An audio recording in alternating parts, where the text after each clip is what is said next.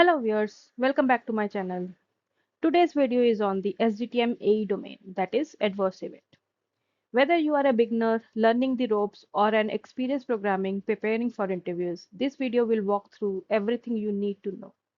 We will cover the core concepts, real-world examples, SAS programming tips, and some commonly asked interview questions, all packed in one complete guide. So let's dive in. A stands for adverse event and it belongs to the event class in SDTM. It captures any unfavorable or unintended signs, symptoms, or disease temporarily associated with the use of a medical treatment or procedure.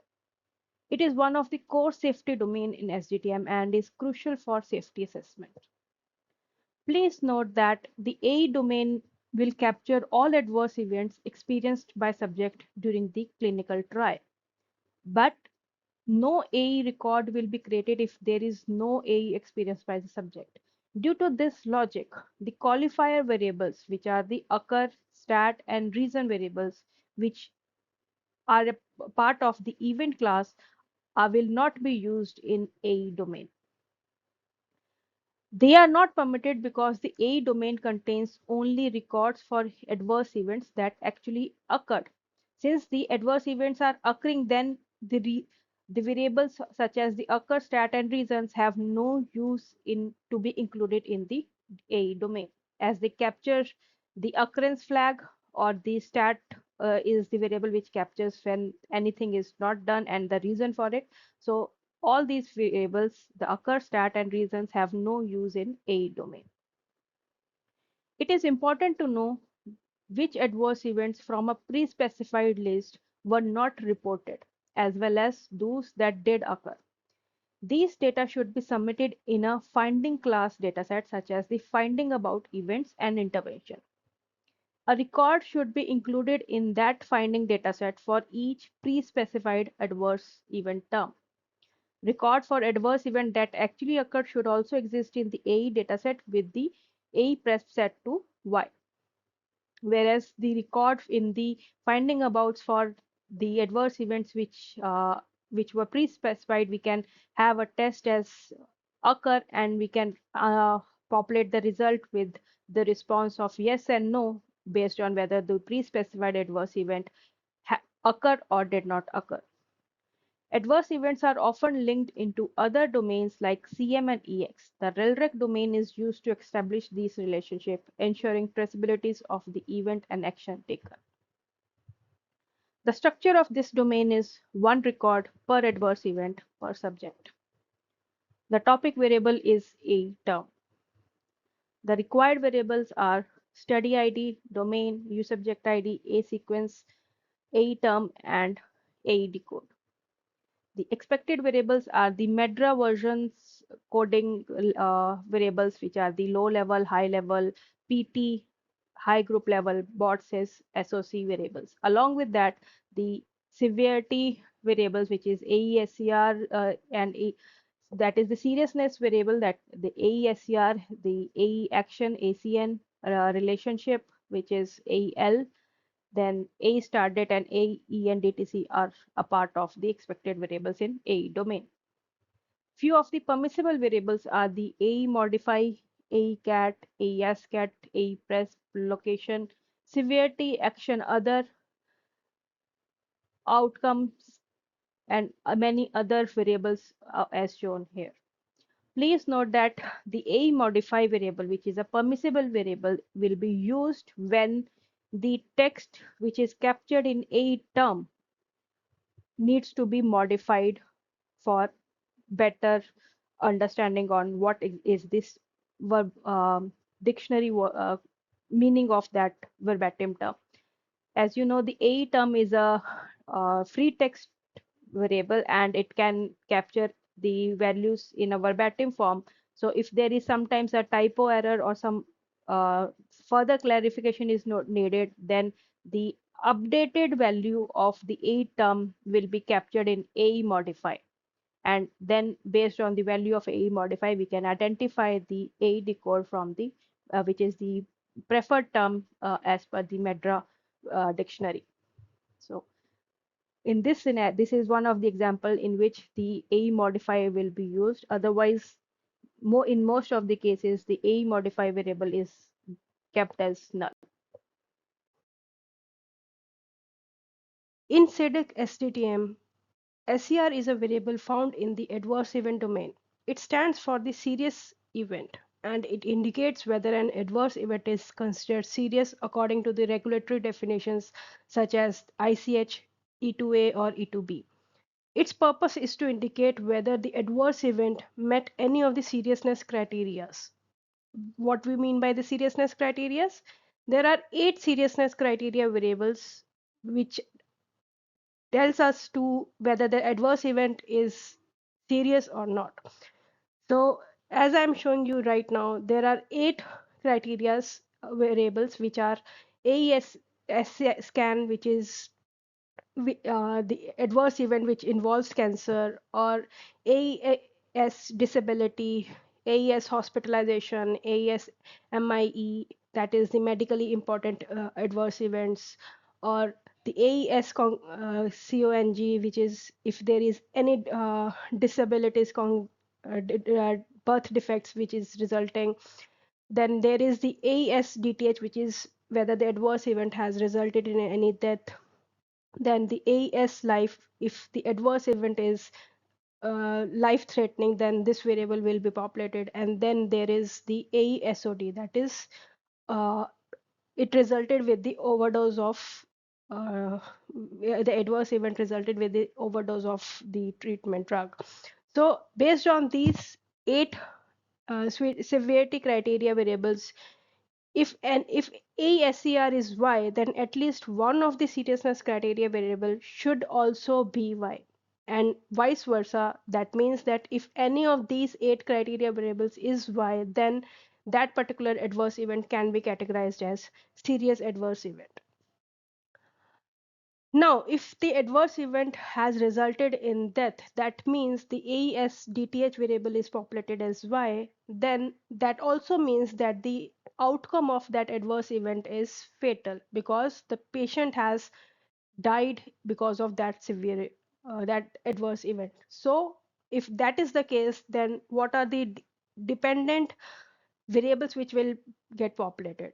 So as you can say that if any adverse event is resulting in death, that means the date of death will also be can also be categorized as the end date of that adverse event, which is the AENDTC. And since it's the date of death, then the DTH DTC variable in DM domain will also have the same information as the AENDTC. And since it has resulted in death, the DTH FL flag in DM will also be populated. So here you can see that if adverse event is resulting in death, then we not only have the AE out as populated as fatal, but the date of death will be equal to the date of adverse event end date, and the flag will be populated in DM domain. So using this logic, you can see there is a relationship being created between the AE and DM dataset. So after understanding the relationship diagram between this AESCR and its other dependent severity seriousness criteria, let's see an example of the CRF form where the adverse event in questions are being asked. So here I am showing you one of the CRF form where the adverse event information is being captured at the site. Here you can see that we have a question for whether the adverse event is serious, and if it is serious, then we have the dependent seriousness criteria variables being populated. It is an annotated CRF, so you can see that serious question is being annotated to AESCR, and if serious, then the dependent information whether that adverse event resulted in death or life threatening or and so on are being annotated accordingly. So what we understand from this is that if categories of serious events are collected secondary to a leading question, the values of the variables that capture reasons and adverse event is considered serious. That means here you can see the first question is whether the adverse event was serious. So it is the primary question now, and based on its response, whether it is yes or no, we have the second question being asked. If the adverse event is serious, that is the answer to AESCR is yes, then the secondary question, which is the secondary, what was the result of this serious adverse event, whether it resulted in death or was this adverse event life threatening or is resulted in hospitalization and so on, that will be captured as as an answer to a secondary question as shown in this form. However, based on the design of the CRF form, there is another way. If the CRF is structured so that a response is collected for each seriousness criteria, all category variables will be populated and SCR variable will be derived. That is, if the situation is reversed, if instead of asking this question whether the adverse event was serious, we ask whether any of these 8 criteria variables are having a response of yes, then that means that the adverse event is serious. So in that scenario, the AESCR will be derived based on the response captured in the criteria variables, which are the seriousness criteria variables. Now let's look at some of the examples of AE dataset. Right now I'm showing you 3 records for a subject in AE. The row number 1 and 2 shows examples of modifying the reported term for coding purposes with the modified term in AE modified. As I have discussed earlier, this is the example where we can see how the AE modify variable will be used. These adverse events are not serious, so the seriousness criteria variables are null. Note that the event in row 2 with AESTDY equals to 1, day 1 was the day treatment started. The AE start and end times as well as dates were collected to allow comparison of the AE timings to the start of treatment. The row 3 shows an example of the overall seriousness question SCR answered with Y and relevant corresponding seriousness criteria category variable, which is AES hospitalization, AES life, are answered as Y. Other seriousness criteria variables are left blank. This row also shows the AENRF being populated because the A was marked as continuing as of the end of the study reference period for the subject. Now let's take another example, and in this example, for row number 1 and 2, it shows that nausea and vomiting were pre-specified on a CRF form as indicated by the variable A press equals to Y. The subject did not experience diarrhea, so no record for that term exists in the A dataset. Please note that the diarrhea was one of the A's which was pre-specified in the CRF. Since it did not occur, so we do not have any record in A dataset. The row number 3 shows an example of A, which is a headache that was not pre-specified on the CRF as indicated by a null value for A press. Another example for the A dataset I'm showing you where I'm showing you 6 records for one subject. In this dataset, the row 1 shows an adverse event of nausea for which severity was moderate. Row 2 to 4 shows the A group ID used to group records related to a single event of vomiting. If you will notice that the record from 2 to 4 have the A term as vomiting, and if you see, we have the only difference we have is in the severity level. So this is one of the example where a particular adverse event, if can be reported as 3 distinct records because the severity of the adverse event has uh, changed or has different levels. So The first occurrence of vomiting was with a mild severity, but on 16th of October 2005, the severity of the vomiting changed to severe, and hence we have another record created in AE with the same AE term and AE severity as severe, with the start and end date as the 16th of October 2005, and the severe vomiting episode ended on 17th of October 2005, but from 17th of October 2005 to 20th of October 2005, the vomiting did happen, but the severity was mild. So because of this, the single record for one of the AE term with AE, which is the vomiting, we have created three different records because there was a change in severity. Row number 5 and 6 shows the A group ID used to group records related to a single event of diarrhea. Again, this is another example where the severity of the adverse event has changed, and hence there were more than one record captured.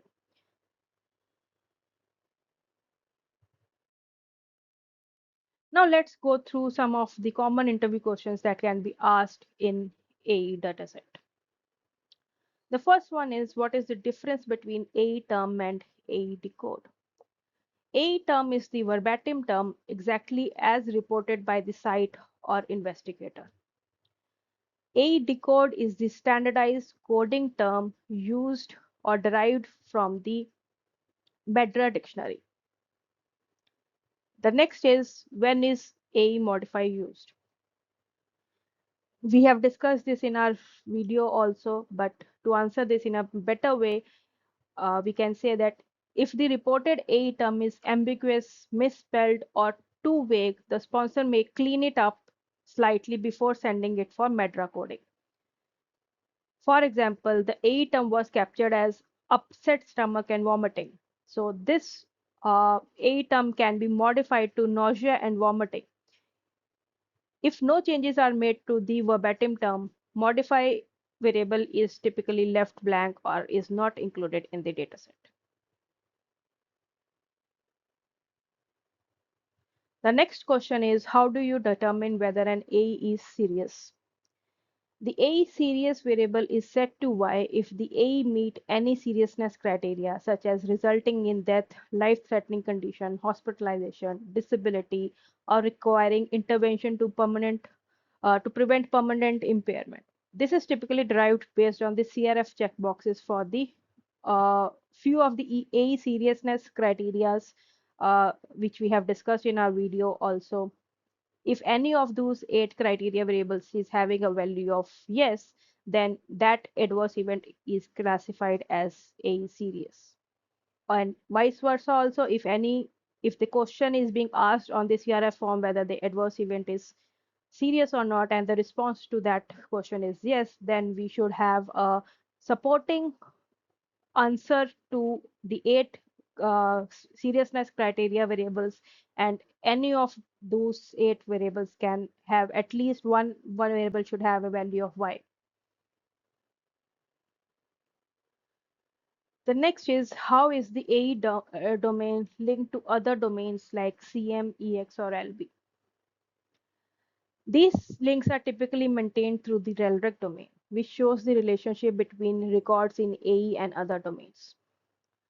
For example, the AE and CM relationship can be shown that a treatment was given for an AE. So in that case, the treatment which is given for an AE, that will become a concomitant medication, and we can relate with these two records with the AE-CM relationship. Another example for the relationship between AE and EX is to show the exposure uh, at the time of AE, and if any exposure to the study drug is resulting to an AE, then also we can show that the AE was resulted because of the intake of a particular study drug. Similarly, if we want to create a relationship for AE and LB dataset, we can have LB test being performed because of the AE which has happened, and we can relate these two records using an relic. The next is, can an AE start before treatment begins? And should it be included in this scenario? The answer to this question is yes. If an AE occurs during the study period, including screening, it should be reported. However, the relationship to the study treatment, that is the variable AE rel, will likely be not related, and it may need to be cross-referenced with the medical history domain for proper context.